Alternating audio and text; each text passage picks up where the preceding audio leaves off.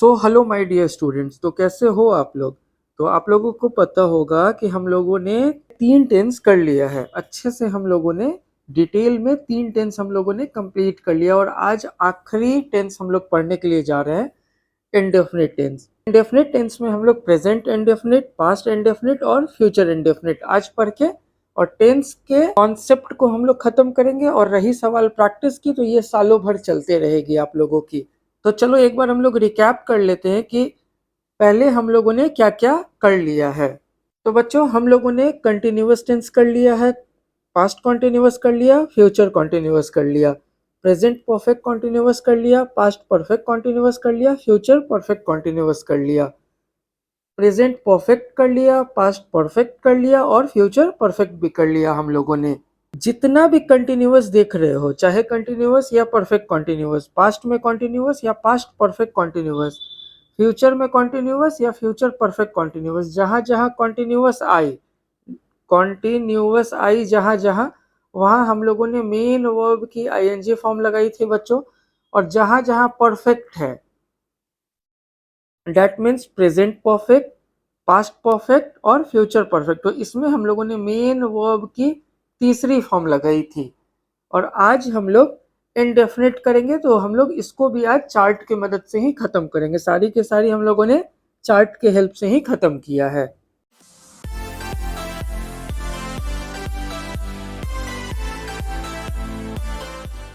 तो आइए देखते हैं कि इनडेफिनेट टेंस होता क्या है।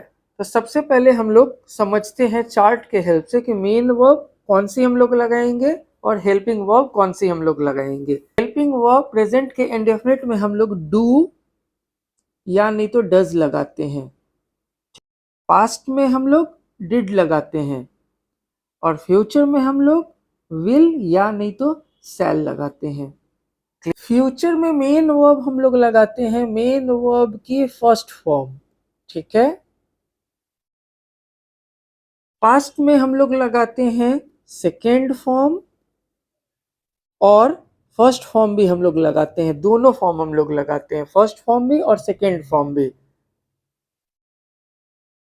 और प्रेजेंट इंडेफिनिट में मेन वर्ब हम लोग मेन वर्ब की फर्स्ट फॉर्म लगाते हैं, प्लस इसमें एस और ई एस भी लगाते हैं, ठीक है। जैसे मान के चलो, इसका मैं एक एग्जांपल दे रहा हूं। प्ले हो गई फर्स्ट फॉर्म, एक हो गई प्लेज। प्ले को ही हम लोगों ने एस लगा करके प्लेज बना दिया। अब देखो, एक वर्ड है ब्रश, तो इसी को हम लोगों ने BRUSHES, ब्रशेस, एस भी लगाया और ई एस भी लगाया। फर्स्ट फॉर्म, एस वाली फॉर्म और ई एस वाली फॉर्म, तो इसमें एक फॉर्म आती है। फ्यूचर में इसमें दो फॉर्म, फर्स्ट और सेकंड दोनों आती है। और प्रेजेंट में बच्चों फर्स्ट फॉर्म भी आती है, फर्स्ट फॉर्म में एस भी लगी हुई रहती है और फर्स्ट फॉर्म में ई एस भी लगी हुई रहती है। अब कहाँ पे क्या लगी हुई रहती है, ये चीज इस वीडियो में हम लोग डिटेल में देखेंगे। और यही वजह थी कि इंडेफिनिट टेंस मैंने आप लोगों को सबसे लास्ट में कराने के लिए बोला था। मैंने बताया था ना कि इंडेफिनिट टेंस बच्चों बहुत ज्यादा ट्रिकी है, तो हम लोग इसको आराम से लास्ट में करेंगे। लेकिन आज आप लोग इंडेफिनिट टेंस इस तरीके से पढ़ोगे कि आपको इंडेफिनिट टेंस सबसे आसान लगने लगेगी। तो चलो स्टार्ट करते हैं। तो अब हम लोग समझते हैं कि डू का यूज हम लोग कहाँ पे करते हैं, डज का यूज हम लोग कहाँ पे करते हैं और डिड का यूज हम लोग कहाँ पे करते हैं, विल सेल का यूज हम लोग कहाँ पे करते हैं। तो देखो, डू का यूज हम लोग करते हैं प्लूरल के साथ, that means I, we, you और दे, ठीक है। इस चार के साथ हम लोग डू का यूज करेंगे। अब आप लोग बोलोगे सर आई और यू तो सिंगुलर है, फिर आपने इसे प्लूरल में क्यों रखा। तो आई और यू दो ऐसा सब्जेक्ट है जो कि एक्सेप्शन है, हमेशा ये लोग अपने साथ में जो है प्लूरल ही लेते हैं। अगर हैव अगर लगाना हो तो I have, you have, I has तो नहीं बोलते हो, यू हैज तो नहीं बोलते हो, यू हैव बोलते हो ना। बस याद रखना आई और यू जो है एक्सेप्शन होती है बच्चों। अब देखते हैं डज कहाँ लगाते हैं। तो डज हम लोग लगाते हैं सिंगुलर में, ठीक है, यहाँ पे डू और डज दोनों है प्रेजेंट में। तो सिंगुलर में क्या क्या, ही, सी, इट और नेम, इन चारों के साथ हम लोग डज लगाएंगे और आई वी यू दे के साथ हम लोग डू लगाएंगे। अब डिड कहाँ लगाएंगे, तो चाहे सब्जेक्ट आई हो, वी हो, यू हो, दे हो, नेम हो, इट हो, ही हो, सी हो, हर जगह डिड लगाएंगे। पास्ट में एक ही होती है डेड, पास्ट इंडेफिनिट में। अब देखो विल सैल का यूज हम लोग कहाँ करेंगे, तो विल का यूज करेंगे जहां पे भी सब्जेक्ट आई और वी होगा आप लोग सैल यूज कर देना, बाकी रिमेनिंग के साथ आप लोग विल का यूज कर देना। इसकी आप लोग स्क्रीनशॉट ले लो। तो चलो अब हम लोग देखते हैं कि प्रेजेंट इंडेफिनिट टेंस होती क्या है। तो प्रेजेंट इंडेफिनिट टेंस पूरा दुनिया आप लोगों को बताता है कि प्रेजेंट इंडेफिनिट टेंस जो होती है वो इंडेफिनिट होती है, इसीलिए उसको हम लोग बोलते हैं प्रेजेंट इंडेफिनिट टेंस। लेकिन आज ये बात याद रखो कि एक सर मिले थे, उन्होंने बताया कि नहीं, जो भी डेफिनेट सेंटेंस होगी, जो भी डेफिनेट सेंटेंस होगी वही हम लोगों की प्रेजेंट इंडेफिनिट टेंस होगी। ठीक है, अब आप बोलोगे कि सर पूरा दुनिया इंडेफिनिट बोल करके पढ़ाता है, आप डेफिनेट बोल करके पढ़ा रहे हो। हाँ, तो मेरा पढ़ाने का तरीका थोड़ा सा अलग है, इसीलिए तो मैं इतने आसान तरीके से आप लोगों को पढ़ाता हूँ। तो चलो समझते हैं कि क्यों इसको मैं डेफिनेट बोलता हूँ, प्रेजेंट इंडेफिनिट टेंस को मैं डेफिनेट सेंटेंस क्यों बोलता हूँ, डेफिनेट टेंस क्यों बोलता हूँ। चलो इसका हम लोग प्रूफ देखते हैं। तो चलिए देखिए अब आप लोग, सबसे पहले प्रेजेंट इंडेफिनिट टेंस में जो भी रूटीन एक्शन होती है, जो भी न्यूज़पेपर की हेडलाइंस होती है, जो क्रिकेट की कमेंट्री होती है, जो planned action of near future होती है, तो उसमें हम लोग प्रेजेंट इंडेफिनिट टेंस लगाते हैं। मैंने बताया कि रूटीन एक्शन, तो रूटीन एक्शन जो भी होती है बच्चों वो तो डेफिनेट होती है ना, इनडेफिनेट में कैसे रख दिए हम लोग। न्यूज़पेपर की हेडलाइंस जो होती है वो भी डेफिनेट होती है, कमेंट्री जो करते हैं तो जो दिख रहा होता है वही तो बोल रहे होते हैं, तो वो भी डेफिनेट हो गई। प्लान्ड एक्शन नियर फ्यूचर का, ठीक है, वो भी डेफिनेट होती है। चलो एग्जाम्पल हम लोग देखते हैं और उसके उस एग्जाम्पल के बेस में मैं समझाऊंगा ना तो क्लियर हो जाएगी। देखो सबसे पहले मैंने बोला था कि रूटीन एक्शन, तो रूटीन एक्शन में चार चीजें आती हैं। सबसे पहले रेगुलर एक्शन, जैसे आई कम हियर डेली, मैं यहाँ डेली आता हूँ। He goes to gym every day, वो जिम डेली जाता है। ठीक, तो रेगुलर एक्शन है। रूटीन एक्शन के अंदर में क्या क्या आ गई, regular action, irregular action, habits और यूनिवर्सल ट्रूथ। तो जो आपकी आदत है वो इंडेफिनिट तो है नहीं, वो तो आप करोगे ही। अगर मान लो आपको स्मोकिंग करने की आदत है तो वो तो आप करोगे ही, तो वो तो डेफिनेट है कि आपको सिगरेट पीना ही है। Universal truth, the sun rises in the east, ये सन जो है कल भी ईस्ट में उगता था, आज भी ईस्ट में उगता है और फ्यूचर में भी ईस्ट में ही उगेगा। फिर देखो newspaper headlines, PM science deal, तो जो काम होता है न्यूज़पेपर के हेडलाइन में वही चीज तो लिखी हुई रहती है ना, तो डेफिनेट है, तब तो लिखी हुई है ना। कमेंट्री, जो चीज, विराट ने बॉल को मारा और बॉल क्या हुई, across the boundary line, boundary line की तरफ बॉल चली गई। तो जो भी सीन, जो भी पिक्चर दिख रही होती है कमेंटेटर को, वही तो देख करके वो कमेंट्री कर रहे होते हैं, तो वो तो डेफिनेट है ना। फिर देखो planned action of near future, इसका एक एग्जांपल देखो, PM leaves for China next week, PM जो है नेक्स्ट वीक में चाइना जाएंगे, तो ये प्लान्ड एक्शन है और ज्यादा दूर का नहीं, फ्यूचर में नहीं, करीब में ही, बहुत ज्यादा दूर में नहीं है। तो ये क्लियर हो गया कि इनडेफिनिट टेंस वही होगा जो कि लगभग लगभग डेफिनेट होगी। ठीक है, क्लियर है। चलो प्रेजेंट इंडेफिनिट टेंस का कुछ एग्जाम्पल अब हम लोग देखते हैं। ठीक है, तो सबसे पहला एग्जाम्पल है बच्चों, I write articles on different topics. इसका मतलब क्या हो गया कि मैं आर्टिकल लिखता हूँ अनेकों टॉपिक पे, बहुत सारी टॉपिकों पे। तो ये क्या हो गई, जनरल सेंटेंस हो गई ना।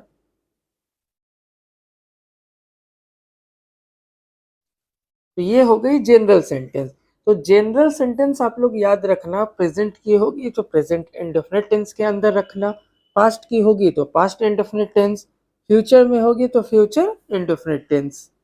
She reads various kinds of books, वो बहुत तरीके की बुक्स पढ़ती है। They love to play PUBG, she prefers coffee to tea, he goes to gym every day, we come for shopping in this market, we watch movies in this cineplex, you always play in that ground. अब आप लोग देखो, मैंने आप लोगों को बताया था कि इन वर्ब इसमें फर्स्ट फॉर्म लगती है, या नहीं तो मेन वर्ब के साथ एस लग जाती है, या नहीं तो मेन वर्ब के साथ ही ईएस लग जाती है।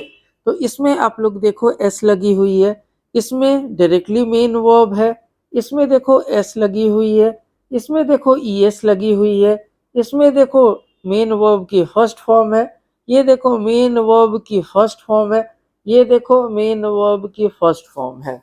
तो कुछ एग्जाम्पल मेन वर्ब के फर्स्ट फॉर्म के साथ है, कुछ एग्जाम्पल मेन वर्ब के फर्स्ट फॉर्म के साथ में एस लगी हुई है, कुछ एग्जाम्पल्स में मेन वर्ब के फर्स्ट फॉर्म में ईएस लगी हुई है।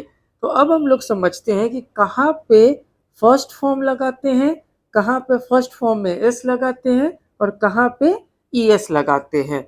तो आप लोगों को पर्सन मालूम है, पर्सन क्या होती है? नहीं मालूम? चलो देखते हैं, यहीं पे देख लेते हैं।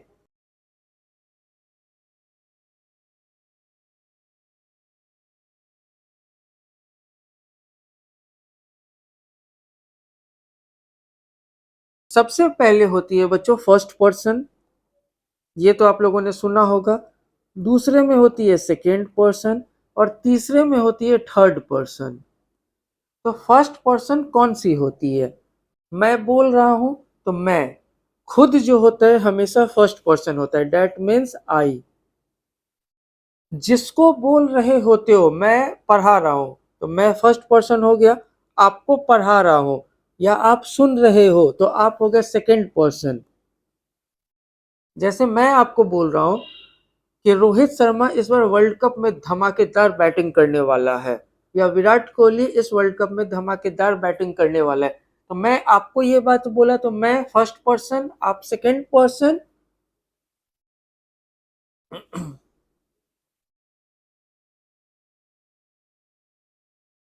तो मैं फर्स्ट पर्सन, आप सेकंड पर्सन, और विराट कोहली या रोहित शर्मा जिसके बारे में भी हम लोगों ने बात किया वो हो गई थर्ड पर्सन।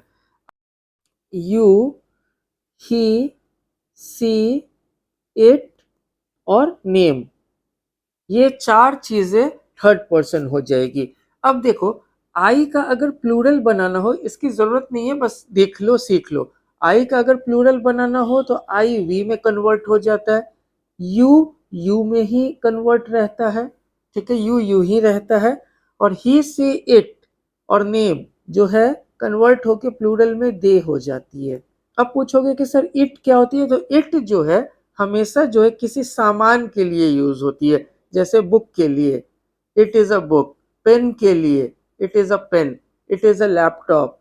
तो अब मेन मुद्दा क्या है बच्चों कि ही, सी, इट और नेम, यानी कि third person singular, third person की सिंगुलर जो होगी उसमें हम लोग क्या लगाते हैं? एस या ई एस लगाते हैं। इस चीज को ध्यान रखना, जहां पे भी सब्जेक्ट ही रहे, सी रहे, इट रहे, या नहीं तो नेम रहे, ये चार चीजें आपको देखने को जैसे ही मिल जाए तो वहां पे आप लोग एस या ई एस लगा देना। आई के साथ नहीं, आई के साथ फर्स्ट फॉर्म आएगी, वी के साथ फर्स्ट फॉर्म आएगी, यू के साथ फर्स्ट फॉर्म आएगी, यू के साथ फर्स्ट फॉर्म आएगी, दे के साथ फर्स्ट फॉर्म आएगी मेन वर्ब की, और ही, सी, इट और नेम के साथ बस एस या ई एस लगाते हैं। थोड़ा और देखो तो ये भी अभी मैं आप लोगों को बताऊंगा कि एस किस वर्ड में लगता है और ई एस किस वर्ड में लगता है। तो चलो एक चीज तो क्लियर है कि ही, सी, इट और नेम के साथ में ही, सी, इट और नेम के साथ में हम लोग एस या ई एस लगाते हैं। अब इसके स्क्रीनशॉट ले लो आप लोग। तो चलो अब समझते हैं कौन सी वर्ड में एस लगाते हैं और कौन सी वर्ड में ईएस लगाते हैं। तो चलो देखो, ये मैंने कुछ लिस्ट बना रखा हुआ है कि कौन से वर्ड में हम लोग एस लगाते हैं और कौन से वर्ड में ईएस लगाते हैं। तो याद रखना आप लोग, जिस भी वर्ड के लास्ट में double S, C H, S H, X, Z, O आ जाए तो उसमें हम लोग ईएस लगा देते हैं। जैसे कि देखो, डबल एस है ना, देखो इन सब वर्ड में डबल एस है लास्ट में। फिर देखो सी एच है ना, सारे वर्ड के लास्ट में सी एच है। फिर देखो एस एच है ना, सारे वर्ड के लास्ट में एस एच है। फिर देखो एक्स है ना, सारे वर्ड के लास्ट में एक्स है। फिर देखो जेड है ना, सारे वर्ड के लास्ट में जेड या डबल जेड जो भी बोलो है। फिर देखो ओ है ना, देखो 5 वर्ड है, मैंने 5 वर्ड लिया है जिसके लास्ट में ओ है। सारी के सारी एग्जाम्पल हो गई। अब देखो इसमें ईएस लगा देते हैं। ES, ES, ES, ES, ES, ES, ES, सब में आप लोग ईएस लगा देना। मैं पहला और आखिरी में बस लगा रहा हूं, ठीक है, आप सब में लगा देना।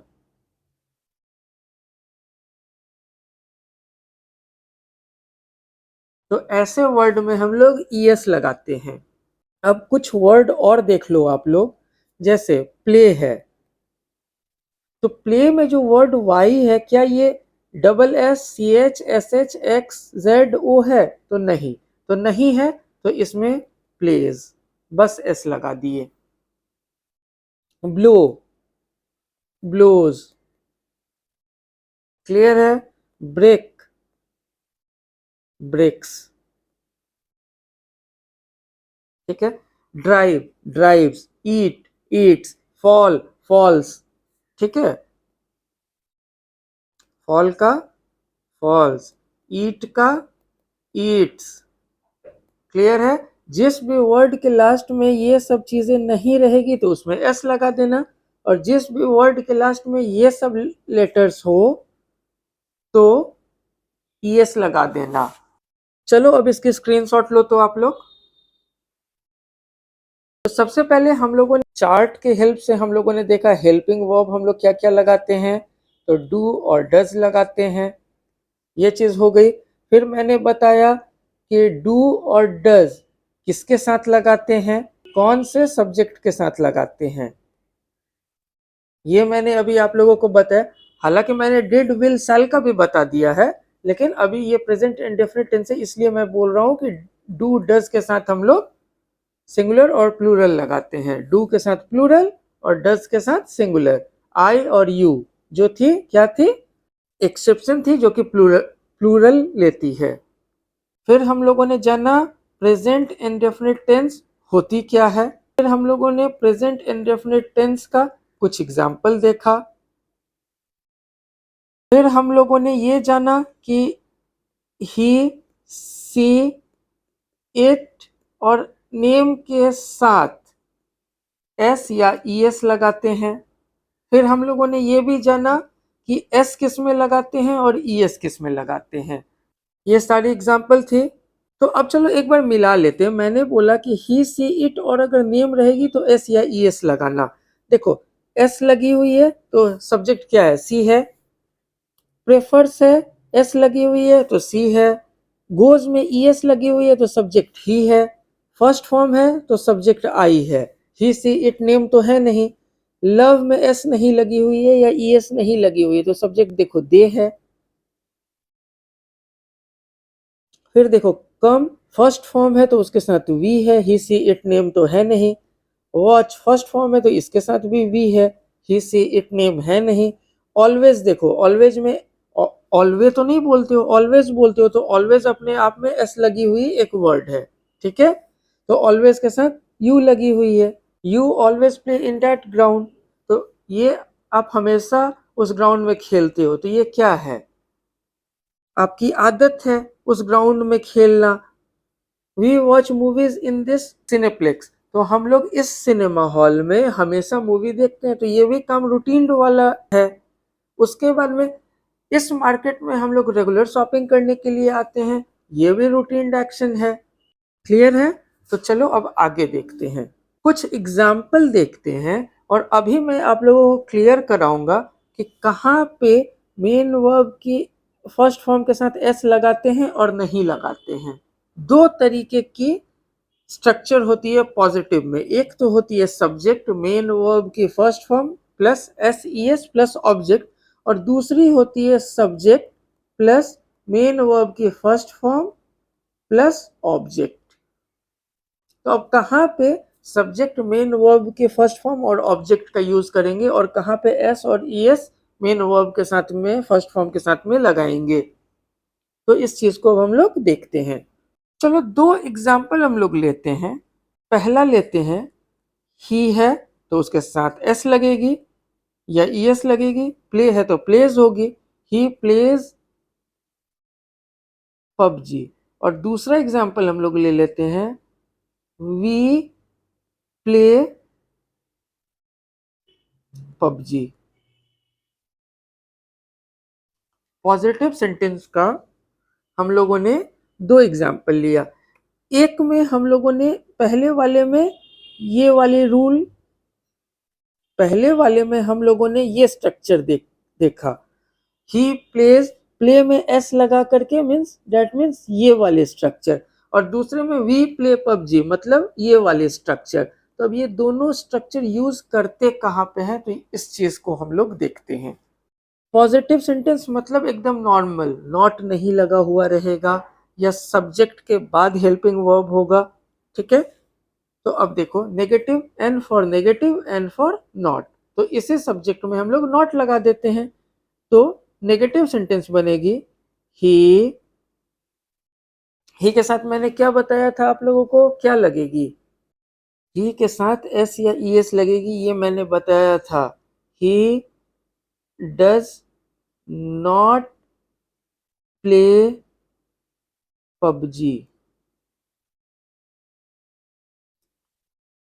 We do not play PUBG.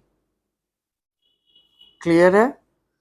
ही के साथ मैंने आप लोगों को बोला था कि प्लेज लगाना, सी के साथ एस या ई एस लगाना, इट के साथ एस या ई एस लगाना, नेम के साथ एस या ई एस लगाना, ये तो मैंने आप लोगों को बोला था।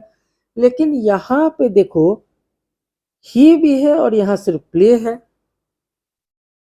चलो वी के साथ तो प्ले है, तो ये तो हम लोग समझ रहे हैं, क्योंकि ही सी इट और नेम है नहीं, इसीलिए हम लोगों ने प्ले लगाया। लेकिन यहाँ पे क्या जादू हो गई कि ही के साथ प्ले आई है, और अगर सब्जेक्ट यहाँ पे सिर्फ मेन वर्ब है, एस या ई एस की जिक्र नहीं है, तो समझो कि जहां पे भी सेंटेंस में डू, डज और डिड आ जाए, तो उसमें हम लोग एस या ई एस नहीं यूज करेंगे। ठीक है, इस सेंटेंस में हम लोग एस या ई एस यूज कभी नहीं करेंगे, सीधा मेन वर्ब की फर्स्ट फॉर्म लगाएंगे इंडेफिनिट टेंस में, किसी भी इंडेफिनिट टेंस में।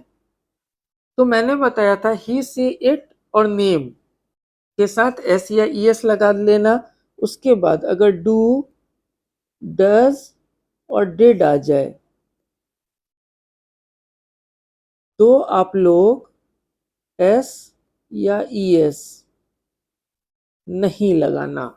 अब एक फाइनल स्क्रीनशॉट ले लो और बाकी दोनों को डिलीट कर दो। जो पहले आप लोगों ने स्क्रीनशॉट दोनों लिया था उसको हटा दो। तो आप लोगों को इसमें याद रहेगी प्रेजेंट इंडेफिनिट टेंस मतलब जो डेफिनेट हो। दूसरी बात, एस या ई एस कहाँ लगाते हैं, ही सी इट और नेम अगर सब्जेक्ट में अगर रहेगी तो उसमें हम लोग एस या ई एस लगाएंगे। और जैसे किसी भी सेंटेंस में डू, डज या डिड का यूज हो जाए तो उसमें हम लोग एस और ई एस नहीं लगाएंगे, उसमें हम लोग मेन वर्ब की फर्स्ट फॉर्म लगाएंगे। यहां तक समझ गए। और इंट्रोगेटिव में क्या करते हैं, ही प्लेज पबजी है, ठीक है, तो ही के साथ क्या लगता है, डज ना, तो does he play PUBG, question mark, and do we play PUBG, question mark. अब देखो इसमें भी डू डज के साथ सब्जेक्ट में मेन वर्ब की फर्स्ट फॉर्म यूज हुई है। फर्स्ट फॉर्म यूज हुई क्यों? क्योंकि सेंटेंस में डू डज यानी तो डिड आ गई, और डिड तो पास्ट में होती है, तो यहाँ पे डू और डज आ गई। तो डू डज के साथ मैंने क्या बोला कि एस या ई एस नहीं होगी, तो इसीलिए यहाँ पे मेन वर्ब की फर्स्ट फॉर्म आई। अब देखो यहाँ पे भी डू डज आ गई ना, डू डज आ गई, तो इसीलिए यहाँ पे भी मेन वर्ब की फर्स्ट फॉर्म हुई बिना एस या ई एस की। लेकिन यहाँ पे इस वाले सेंटेंस में ना ही डू है, पॉजिटिव स्ट्रक्चर में ना ही डू है ना ही डज है, इसीलिए मेन वर्ब की फर्स्ट फॉर्म के साथ एस नहीं तो ई एस आ जाएगी। क्लियर है? तो पॉजिटिव सेंटेंस में डू और डज नहीं होती है, इसीलिए हम लोग मेन वर्ब के फर्स्ट फॉर्म के साथ एस या ई एस लगाते हैं। और सेकंड और थर्ड में हम लोगों का डू या डज आ जाता है, इसीलिए हम लोग सिर्फ मेन वर्ब की फर्स्ट फॉर्म लगाते हैं। चलो कुछ एग्जांपल्स देता हूं और अच्छे से क्लियर हो जाएगी।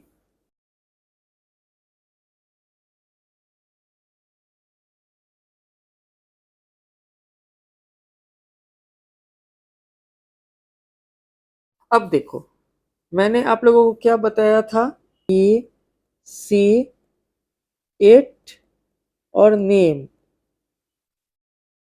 अगर रहेगी तो एस या ई एस लगा देना, ये तो मैंने आप लोगों को बताया था।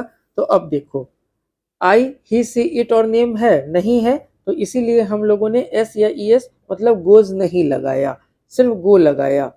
आई गो देयर। सी, तो सी यहाँ पे है ना, थर्ड पर्सन सिंगुलर।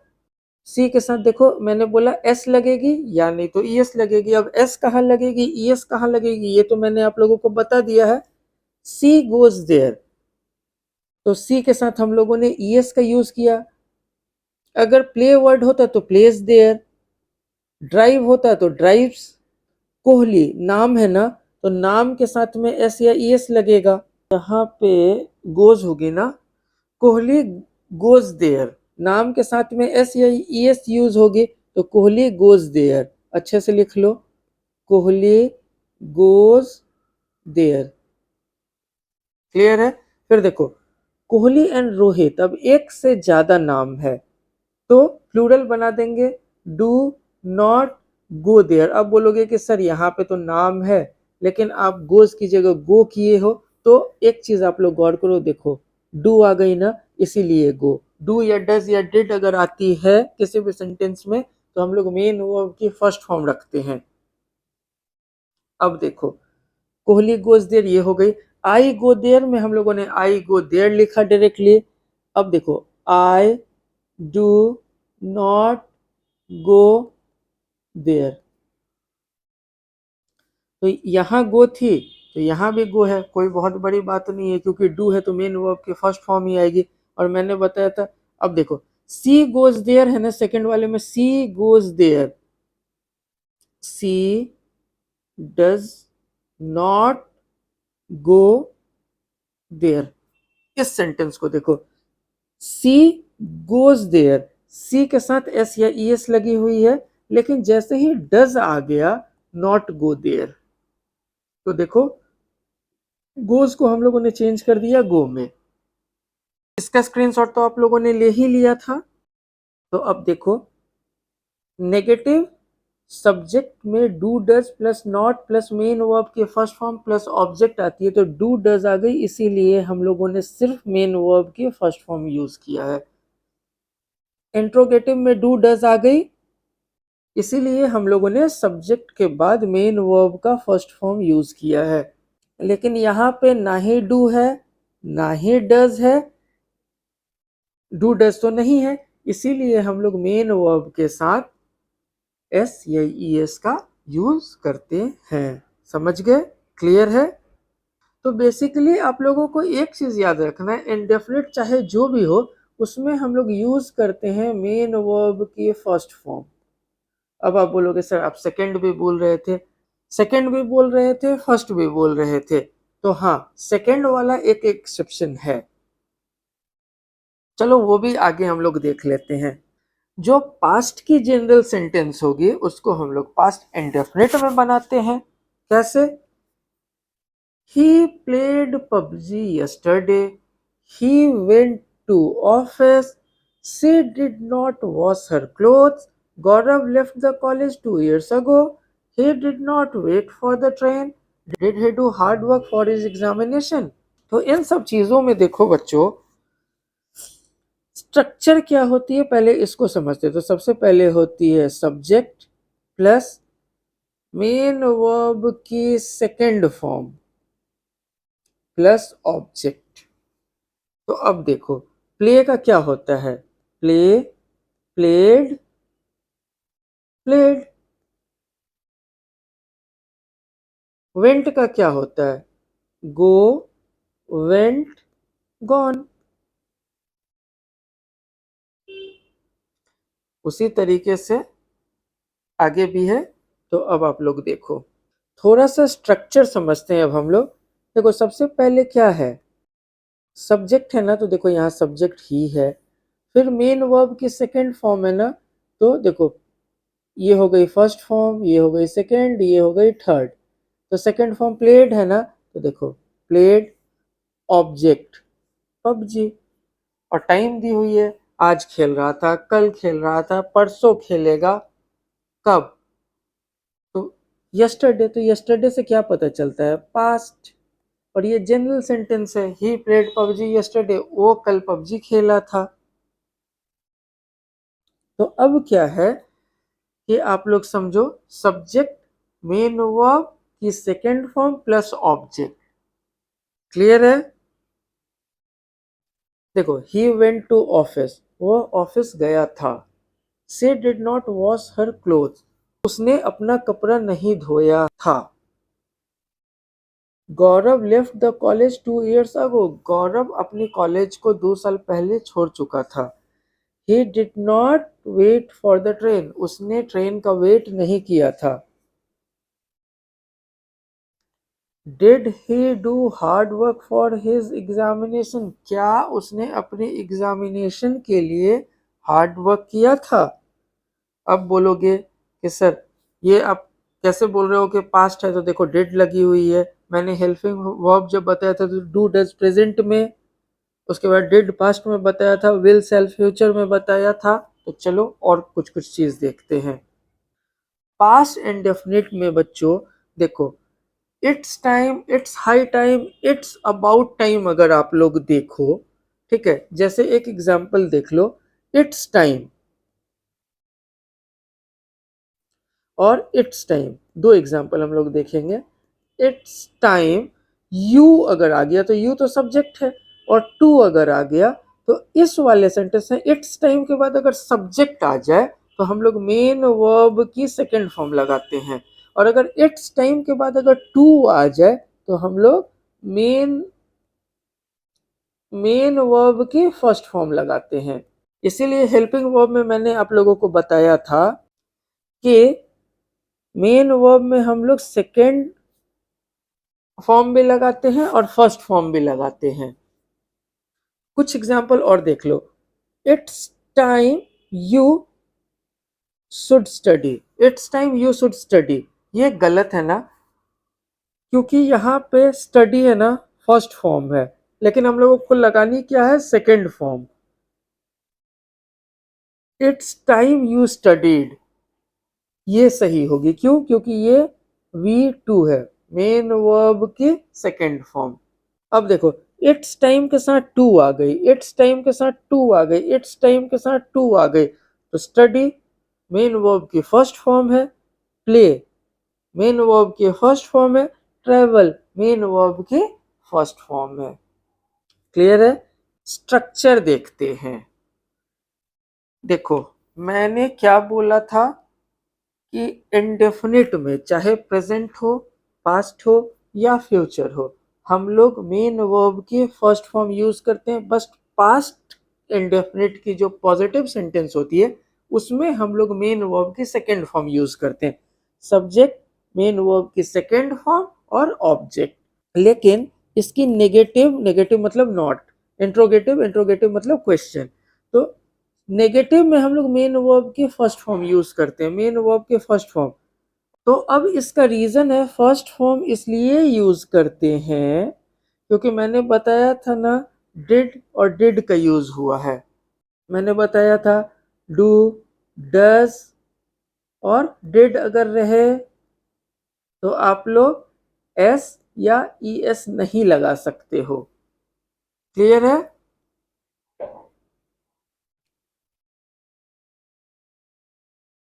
चलो कुछ एग्जाम्पल्स देखते हैं। देखो, आई वेंट देयर,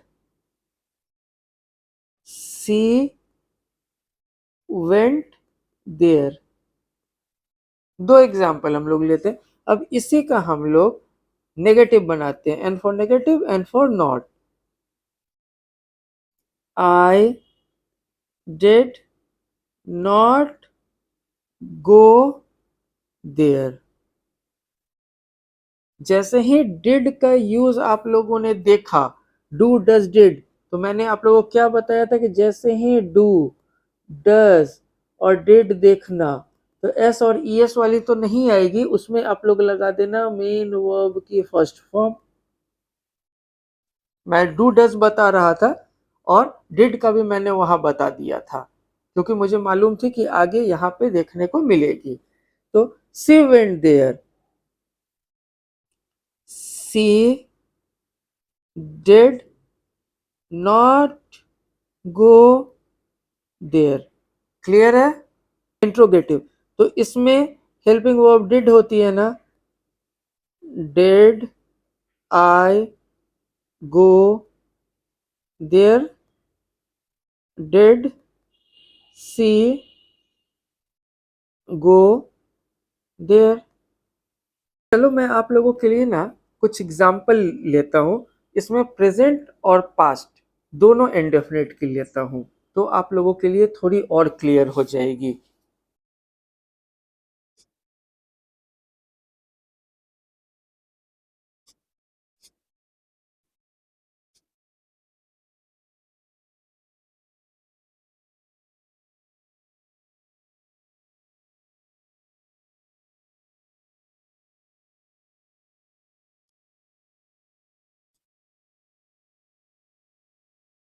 तो चलिए अब हम लोग समझते हैं। तो मैंने आप लोगों को बताया था ही, सी, इट और नेम अगर रहेगी तो उसके साथ आप लोग एस या ई एस लगाना, बाकी किसी सब्जेक्ट के साथ मत लगाना।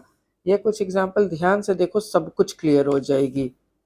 सी गोज देयर, सी है ना, तो इसमें एस और ई एस तो लगना ही था, तो गो में हम लोग ई एस लगा दिए। लेकिन अगर इसी को आप लोग अगर ऐसे लिखते हो, सी डज नॉट गो देयर।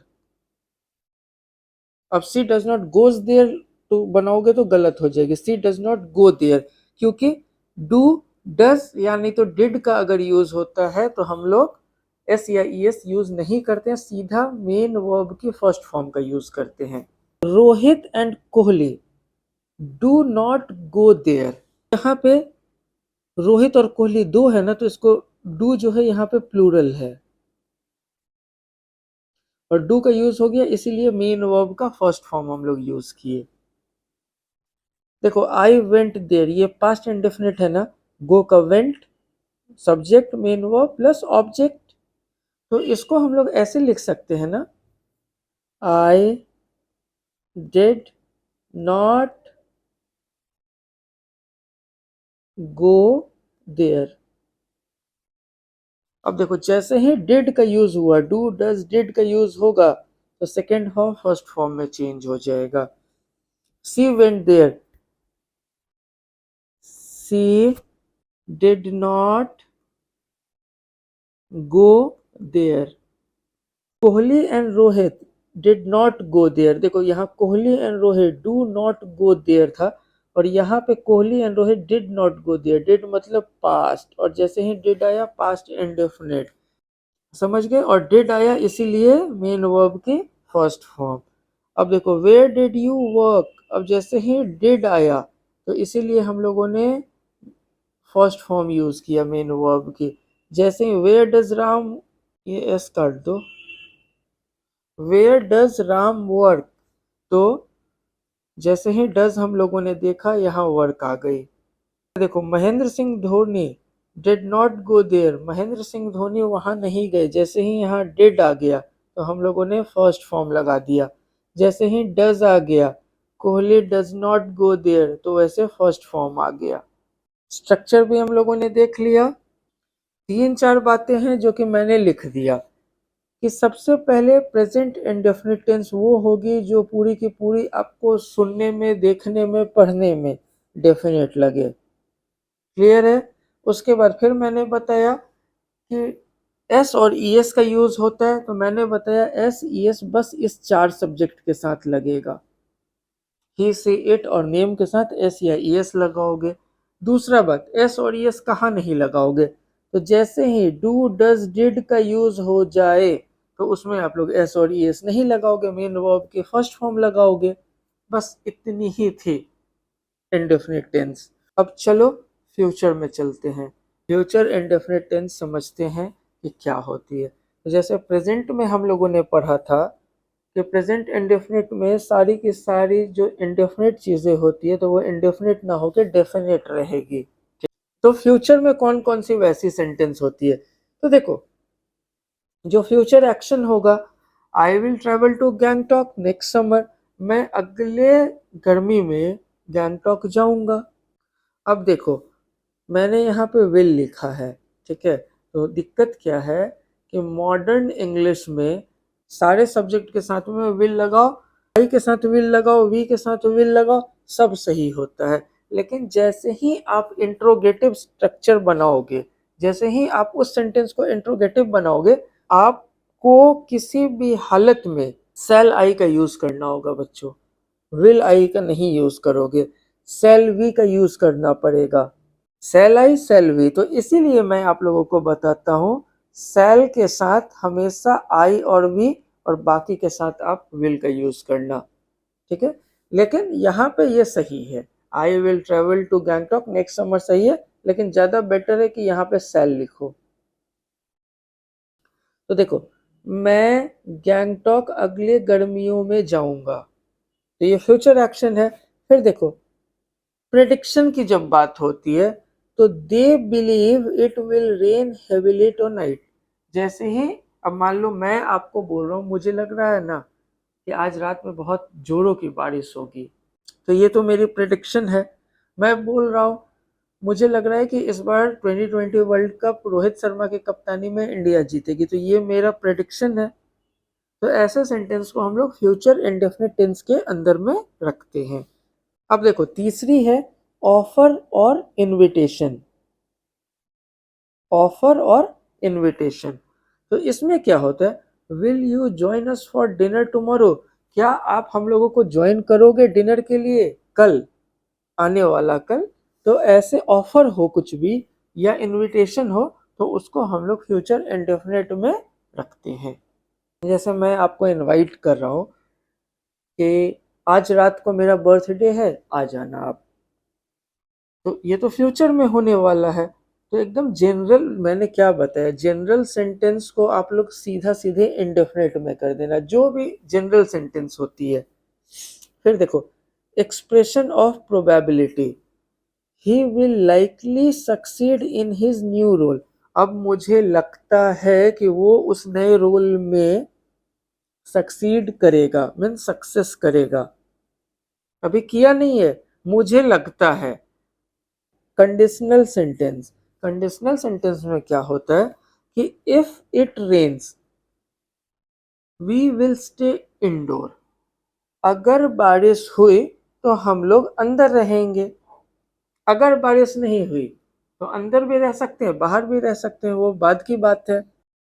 अगर तुम मुझे परेशान करोगे तो मैं पुलिस को बुला लूंगा, if you अनॉय me I will call the police, अगर आप मुझे परेशान करोगे तो मैं पुलिस को बुला लूंगा, अगर नहीं करोगे तो नहीं बुलाऊंगा। तो ऐसे सेंटेंस में साफ पता चला कि कंडीशनल है कि एक काम अगर होता है तो उसके ऊपर दूसरा काम डिपेंड होगा, कि अगर आप मुझे परेशान करोगे, अगर करोगे तो पुलिस बुलाऊंगा, नहीं करोगे तो नहीं। तो ऐसे सेंटेंस को कंडीशनल स्टेटमेंट बोलते हैं या सेंटेंस बोलते हैं। तो ये 5 चीजें हैं: फ्यूचर एक्शन, प्रेडिक्शन, ऑफर और इनविटेशन, कंडीशनल सेंटेंस और एक्सप्रेशन ऑफ प्रोबेबिलिटी। इसको भी ना बहुत हद तक आप लोग प्रेडिक्शन में रख सकते हो। तो ये 5 चीजें अगर रहेगी तो आप लोग समझ जाना, इसको फ्यूचर इंडेफिनिट में हम लोगों को बनाना है। तो अब देखो, आई के साथ सेल, वी के साथ सेल, आई के साथ सेल और बाकी सबके साथ विल लगा दो। I shall go to the store tomorrow, मैं कल स्टोर जाऊंगा। She will help you with your homework, वो आपकी होमवर्क बनाने में आपकी मदद करेगी। We shall have dinner at 6 PM, हम लोग आज 6 बजे शाम में डिनर करेंगे। We will go to the movies tonight, हम लोग जो है आज मूवी जाएंगे रात में। I shall call you later, मैं आपको बाद में कॉल करूंगा। देखो, शैल का मीनिंग, विल का मीनिंग लगभग 95% सेम ही है।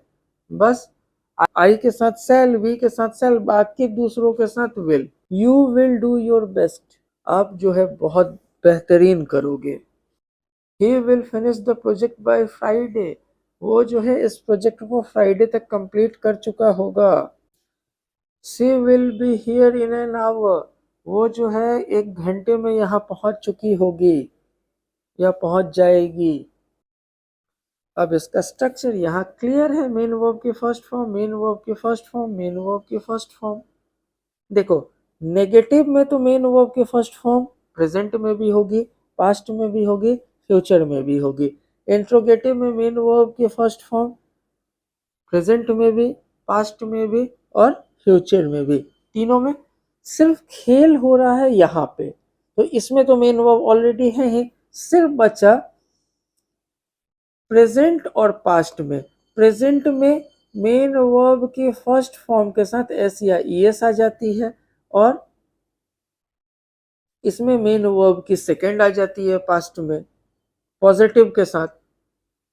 और बाद बाकी सब में तो मेन वर्ब की फर्स्ट फॉर्म, मेन वर्ब की फर्स्ट फॉर्म, मेन वर्ब की फर्स्ट फॉर्म, मेन वर्ब की फर्स्ट फॉर्म, मेन वर्ब की फर्स्ट फॉर्म। देखो, पास्ट में सिर्फ यही तो एक फर्स्ट फॉर्म नहीं है ना, नेगेटिव में तो फर्स्ट फॉर्म है, इंट्रोगेटिव में तो फर्स्ट फॉर्म है। इंट्रोगेटिव में देख लो फर्स्ट फॉर्म है, नेगेटिव में देख लो फर्स्ट फॉर्म है। ये कौन सी हो गई? प्रेजेंट की इंडेफिनिट। तो और देखो, प्रेजेंट में भी मेन वर्ब की फर्स्ट फॉर्म है, लेकिन एस या ईएस के साथ, बस इतना ही। और सिर्फ पास्ट का पॉजिटिव जो है वो एक्सेप्शन है, मेन वर्ब की सेकेंड फॉर्म ले लेता है, लेकिन पास्ट इंडेफिनिट का नेगेटिव और इंट्रोगेटिव में फर्स्ट फॉर्म ही आती है। कुछ एग्जाम्पल देखें। I shall call you later, she will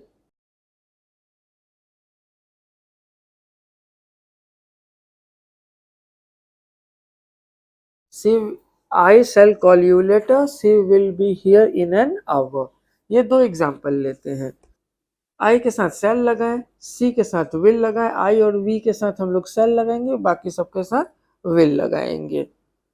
तो अब देखो, नेगेटिव में नॉट लगाते हैं हम लोग, करेंगे I shall not call you letter,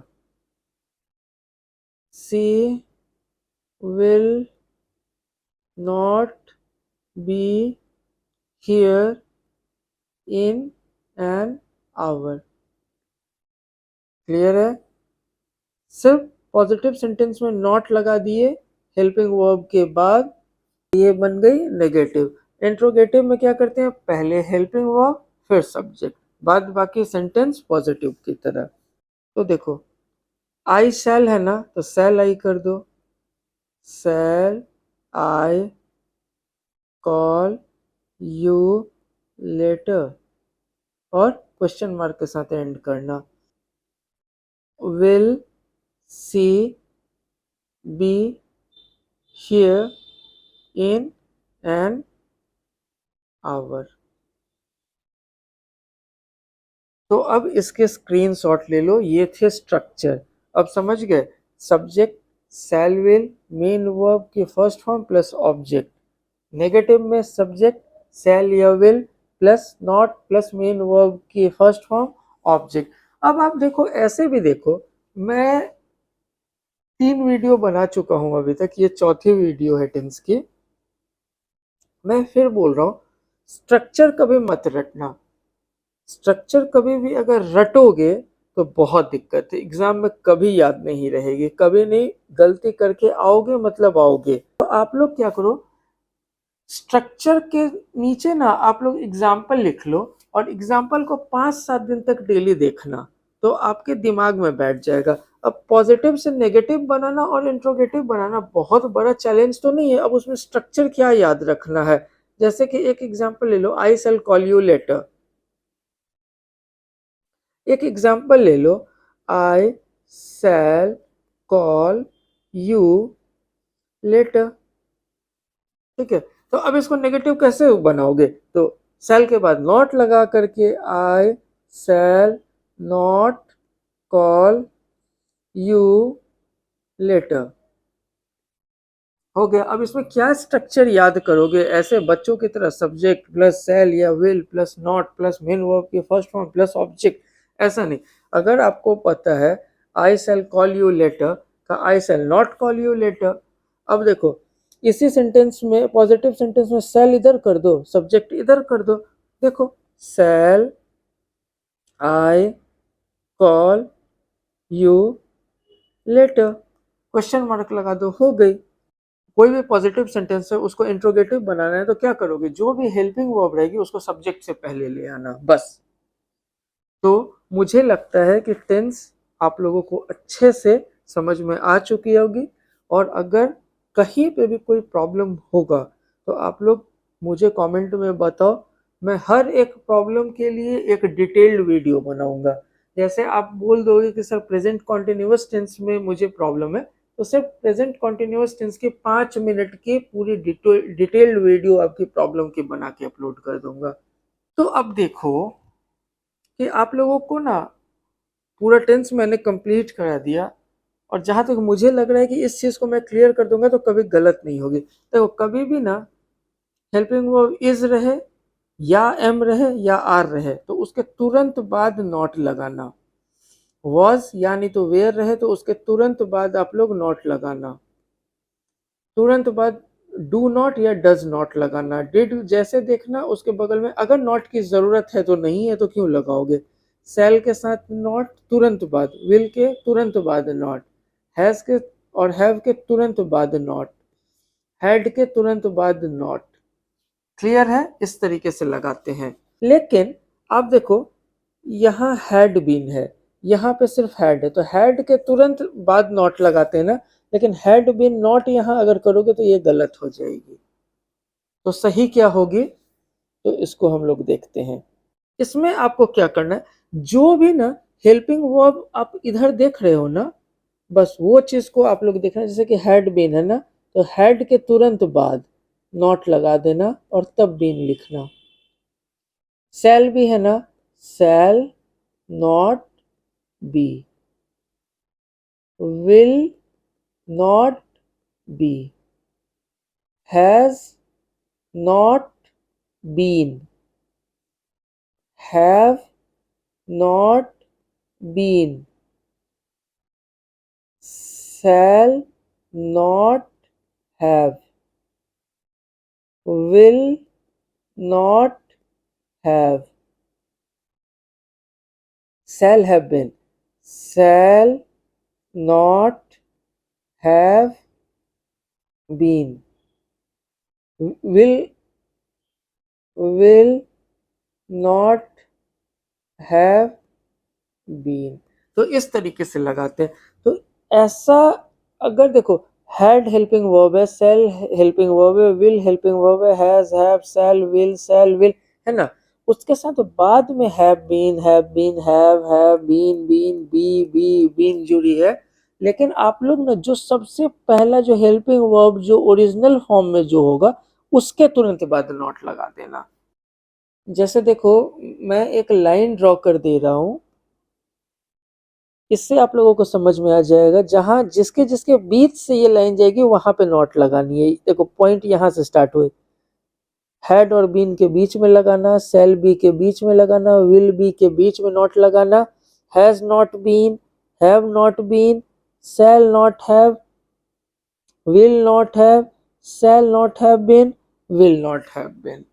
ठीक है, ये सब यहाँ पे नॉट लगा देना। जहां जहां से ये रेड लाइन गई है उन सब के बीच में नॉट लगानी है। स्क्रीनशॉट ले लो आप लोग। सो फाइनली आप लोगों की टेंस खत्म हो गई। तो अब चिल करो, मजा करो, और सिर्फ अब प्रैक्टिस की वीडियोस आते रहेगी, पूरे साल आते रहेगी। और जिनको कंपार्टमेंट एग्जाम देना है तो वो लोग भी प्रैक्टिस कर लेना। मैं लगातार अब प्रैक्टिस वीडियो डालता रहूंगा। पास्ट ईयर क्वेश्चन भी उसमें होगी, तो बहुत इंपॉर्टेंट रहेगी वो, आप लोगों को ध्यान रखना। So thanks for watching. और आप लोग क्या करोगे, इस वीडियो को अपने दोस्तों के साथ शेयर करोगे, इस वीडियो को लाइक करोगे और मेरे इस चैनल को सब्सक्राइब करोगे। तो चलो मिलते हैं नेक्स्ट वीडियो में नए चैप्टर के साथ।